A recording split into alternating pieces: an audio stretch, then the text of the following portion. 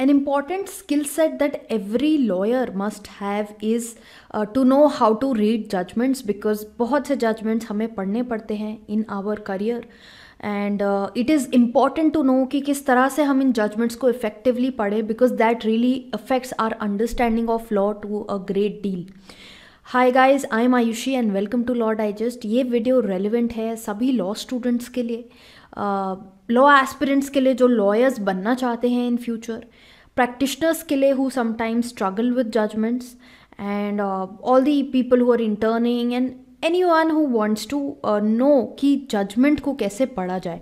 सो इस वीडियो में हम कुछ इंपॉर्टेंट चीज़ों को डिस्कस करेंगे। I tell you certain things कि किस तरह से हमें जजमेंट को एक फ्लो में पढ़ना है, क्या क्या चीज़ें हमें ध्यान में रखनी है, क्या क्या चीज़ें हम इग्नोर कर सकते हैं, वो सभी बातें हम इस वीडियो में करेंगे। फर्दर एक बात मैं पहले बोलना चाहूँगी कि it is often said that people you can not read full judgments, सीधा सिनॉप्सिस जाके पढ़ लीजिए। आपको ऑल्दो यूट्यूब पे and even on Google you will find a lot of websites giving you case summaries. However to understand कि court में किस तरह से जजमेंट होता है, अगर आप जजमेंट को डायरेक्टली फ्रॉम द जजमेंट पढ़ते हैं, उससे आपका रीडिंग बहुत इम्प्रूव होता है, एनालिटिकल स्किल्स इम्प्रूव होती है। Then also it also affects the fact कि आपकी ड्राफ्टिंग कैसे होगी, बिकॉज आप जितनी ज़्यादा जजमेंट्स पढ़ेंगे उतनी ज़्यादा आपको legal jargon and legal language की क्लैरिटी होगी कि किस तरह से जब हम चीज़ों को लिखते हैं ऑन पेपर वो कैसे लिखी जाती हैं।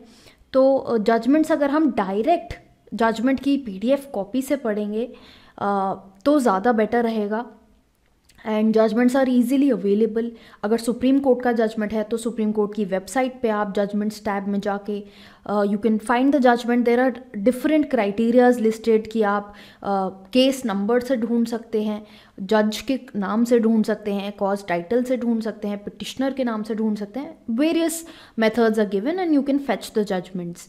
ऐसे ही हाई कोर्ट्स में भी आप इसी तरह से जजमेंट्स निकाल सकते हैं। लोअर कोर्ट्स में कभी कभी मुश्किल होती है बिकॉज ऑनलाइन उनकी वेबसाइट्स वगैरह इतने अच्छे से नहीं अपडेट होती हैं। So in any case lower court की जजमेंट प्रेसिडेंट नहीं बनती है। But let's now move on to the section जहाँ पर हम बात करने वाले हैं कि जजमेंट को पढ़ना कैसे है। I have picked up a judgment and we'll try to read it and we'll try to understand कि क्या क्या पोर्शंस हमें क्या क्या चीज़ें बताते हैं। So let's start. Here you can see on the screen soft copy of one of the judgments। ये मैंने सुप्रीम कोर्ट की वेबसाइट से एक जजमेंट पिक करी है। ये रीसेंट जजमेंट ही है, 11 दिसंबर 2021 का जजमेंट है। Now let's understand. So for people who are freshers who are trying to read the judgments for the first time and जिनको थोड़ा कम आइडिया है, उनके लिए मैं ये क्लियर कर देती हूँ। सबसे पहले ये होता है कि आपको कोर्ट नेम दिया होता है कि किस कोर्ट की जजमेंट है। ये सुप्रीम कोर्ट की जजमेंट है, क्रिमिनल एपेलेट ज्यूरिसडिक्शन के अंदर ये जजमेंट दी गई है। नाउ ये वाला पार्ट होता है जहाँ पर आपका केस का नंबर है। तो केस नंबर किस तरह से गिवन है, यहाँ पे क्रिमिनल अपील है, कभी कभी रिट पिटिशन होती है, सिविल अपील होती है, SLP होती है। तो इस तरह से यहाँ पर जजमेंट्स दी होती हैं। स्पेशल लीव पिटिशन जब अलाउ हो जाती है, उस पर नोटिस इशू हो जाता है, तो वो सिविल अपील बन जाती है। And there are various categories जिसमें हमें जजमेंट दी होती है, केस नंबर दिया होता है। अब यहाँ पर आप देख सकते हैं कि ये 2021 ईयर का क्रिमिनल अपील नंबर ये है 1455। हर एक जजमेंट को, हर एक केस को एक नंबर असाइन किया जाता है बेस्ड ऑन ईयर, एंड ये इस जजमेंट का नंबर है।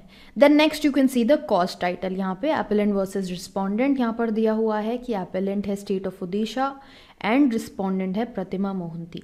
नॉर्मली जब आप ड्राफ्टिंग भी कर रहे होते हैं तब भी this is the thing that you need to highlight on the first page. ये सभी चीज़ें हमें फर्स्ट पेज पे सबसे पहले लिखनी होती हैं before beginning any draft. Then here it says judgment. Draft में क्या होता, नॉर्मली हम यहाँ पर अपना जो भी ड्राफ्ट है उसके बारे में लिखते एंड यहाँ से हमारा ड्राफ्टिंग शुरू होती है। यहाँ पर दिया हुआ है जज का नाम, सो कोरम बेसिकली दिया होता है, एंड में भी दिया होता है दिस इज जजमेंट डिलीवर किसने किया है। एंड एंड में अगर आप जाकर देखेंगे, I will just take you to the last page of this judgment, because obviously supreme court में सिंगल जज नहीं, डिवीजन बेंच होता है एंड ये जो हैं ये 2 जजेस हैं जिनकी ये जजमेंट है, डिलीवर MR शाह ने किया है, जस्टिस MR शाह ने. Now here you can see the place and the date. Now moving further to the top page, here it starts with the facts. Normally सभी जजमेंट्स फैक्ट्स से शुरू होती हैं. यहाँ पर आप देख सकते हैं feeling aggrieved with the impugned judgment. Impugned judgment in order मतलब कि लोअर कोर्ट से जो ऑर्डर आया है, जिस ऑर्डर को चैलेंज किया जाता है उसको इम्प्यून्ड ऑर्डर या इम्प्यून जजमेंट बोला जाता है. इम्प्यून्ड ऑर्डर पास बाय, अब यहाँ पर हाई कोर्ट ऑफ उड़ीसा का जो ऑर्डर है वो अंडर चैलेंज है. So that is the impugned order here. Now these facts are specified here. FIR वगैरह फाइल हुई.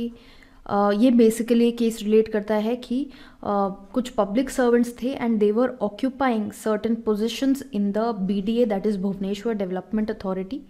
एंड उन्होंने कुछ प्लॉट्स जो हैं वो डिस्ट्रीब्यूट करे हैं सरप्टिशियसली. एंड ये प्लॉट्स लोकेटेड थे भुवनेश्वर में ही. नाउ अलेज ये सब किया गया है. सो बेसिकली क्रिमिनल अपील है तो अलेजिंग की बात हुई है. सो फर्स्ट हमने देखा कि स्टार्टिंग के फ्यू पैराग्राफ्स में यहाँ पर फैक्ट्स दिए हैं. It is further alleged. तो आप स्टार्टिंग के ही लाइन से, हर एक पैराग्राफ की स्टार्टिंग लाइन से आइडेंटिफाई कर सकते हैं कि इस पैराग्राफ में क्या बातें करी गई हैं. अब यहाँ पर फैक्ट्स चल रहे हैं. Then let's move on to paragraph number 3. Here it starts with learned counsel appearing on behalf of the appellant has vehemently submitted. So here यहाँ पर आप देख सकते हैं कि submissions अब यहाँ से शुरू हो गए हैं. Submissions are basically the contentions of the party. So ये चीज़ें आपको help करती हैं to understand कि पार्टीज़ की क्या आर्ग्यूमेंट्स थी. दोनों ही पार्टीज़ की आर्ग्यूमेंट्स आपको यहाँ से पता चलेंगी. It will always mention about learned counsel or the counsel appearing for appellant or respondent submitted that. So this is how they will start and you will have an idea कि अच्छा अब हमारा ये जो arguments portion चल रहा है in the judgment. So here you can see यहाँ पर arguments दी हुई हैं. 3.1 is a further subpara here only, and so this means these contentions are continuing. ये कंटिन्यू हो रही हैं contentions and they are ending at 4 because 4 पे हमें एपेलेंट के बाद हमें रिस्पोंडेंट के काउंसिल की कंटेंशंस यहाँ पर दी हुई हैं. एंड यहाँ पर क्या क्या चीज़ें उन्होंने बोला है वो भी मैंशनड है. So here you can see to a large extent यहाँ पे कंटेंशंस ही चल रही हैं. What happens during contentions is that parties rely on precedents. Obviously अपनी कंटेंशंस को स्ट्रॉन्ग करने के लिए, स्ट्रेंथन करने के लिए both the counsels will obviously rely on certain judgements of the courts. वो यहाँ पर मैंशनड है. So don't get confused with the paragraphs number because ये बहुत ज़्यादा चेंज होते हैं जजमेंट्स में and sometimes people tend to get confused. Moving further, ये सब बात, अब ये सब ऑब्जर्वेशन है, ये इस जजमेंट की ऑब्जर्वेशन है जो यहाँ पर मेंशन्ड है. दिस डज नॉट मीन कि मेन जजमेंट में ऐसा बोला गया है. So don't get confused. Then moving further 7, यहाँ से हम देख रहे हैं कोर्ट की ऑब्जर्वेशंस शुरू हो गई हैं जो कोर्ट ने ऑब्जर्व करा है. बेसिकली यहाँ से हमें हमारा रेशो मिलेगा कि कोर्ट ने बोला क्या है. Therefore considering the aforesaid it can not be said. So you got a hint कि अब यहाँ से कोर्ट का ओपिनियन स्टार्ट हो गया है और जो दोनों पार्टीज़ के काउंसिल्स थे उनके ओपिनियन स्टॉप हो गए हैं. कोर्ट का ओपिनियन यहाँ पे स्टार्ट हो गया है. ऑब्जर्वेशन यहाँ पर स्टार्ट हो गई है. Now coming on to the last bit, कभी कभी ये होता है, मोस्टली ये होता है लास्ट में थोड़ा सा ओबिटर दिया होता है. यू मस्ट बी अवेयर कि जजमेंट के 2 इंपॉर्टेंट पार्ट्स होते हैं, रेशियो एंड ओबिटर. रेशियो जो होता है that is the main logic behind the judgement, the reasoning behind the judgement. And obiter जो होता है दैट इज़ इन जनरल जज को जो भी बोलना है एक्स्ट्रा वो ओबिटर में आता है. तो यहाँ पर आप देख सकते हैं कि कुछ एरियाज में यहाँ पे आपको ओबिटर देखने को मिलेगा. So this is how basically the judgment goes and here you can see they have mentioned appeals are accordingly allowed. So there will be a line separately, you will get to know कि appeal जो है वो allow हुई है या dismiss हुई है. So that is the part way you can say that what has been held. So इसी तरह से आपको जजमेंट्स पढ़नी है. कुछ चीज़ें जो आपके लिए साथ में इंपॉर्टेंट है वो मैं बता देती हूँ. What happens is that sometimes these judgments they are not from the official website. तो जजमेंट्स कहीं कहीं दी होती हैं विद हेड नोट्स. जैसे SEC वगैरह ये जो ऑनलाइन सॉफ्टवेयर्स हैं यहाँ पर आपको जजमेंट्स हेड नोट्स के साथ मिलेंगी. बोल्ड में वो हेड नोट्स दिए होते हैं. Certain things are written, they basically identify and try to tell you the summary of the case. But बहुत बार ऐसा होता है कि head note is not actually giving you full details, it is not corresponding with the judgment. So don't rely blindly on the head note. अगर आपको जल्दी है so you can come to the observations part directly. आप facts अगर वहाँ से पढ़ सकते हैं, स्टार्टिंग के फैक्ट्स वहाँ से पढ़ लें and try to look at the observations from the original judgment only.